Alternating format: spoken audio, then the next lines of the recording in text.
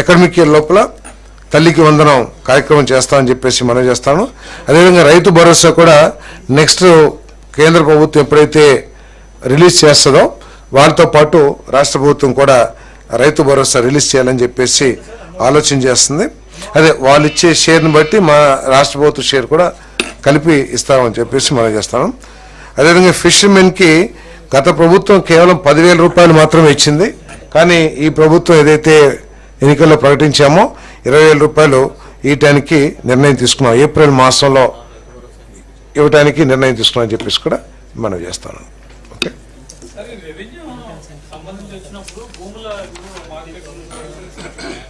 Market విలువ అదేమి డిస్కషన్లో రాలా.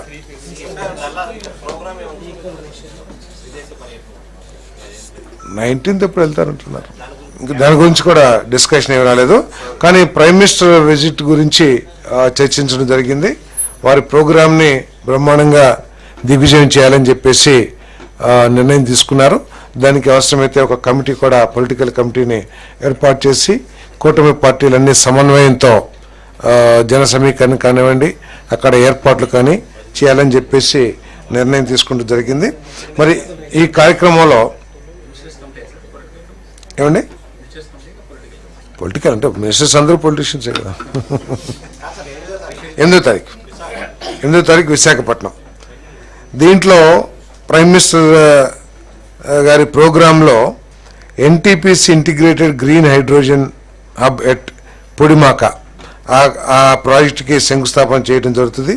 దీని ద్వారా 65,370 కోట్ల రూపాయలు 3 ఫేసెస్లో ఇన్వెస్ట్మెంట్ చేయబోతున్నారని చెప్పేసి కూడా ఈ సందర్భంగా నేను తెలియజేస్తా ఉన్నాను. నేను NTPC integrated green hydrogen hub total investment 65,370 కోట్ల రూపాయలు 3 ఫేసెస్లో. అదేవిధంగా కృష్ణపట్నం ఇండస్ట్రియల్ హబ్ ఏదైతే ఉందో అది కూడా అది ప్రారంభించబడుతుంది. 2,500 ఎకరాలు ఫేజ్ 1 ప్రాజెక్ట్ కాస్ట్ 1,518 కోట్ల రూపాయలు. దాంట్లో ఎన్ఐసి డిఐటి 621 కోట్లు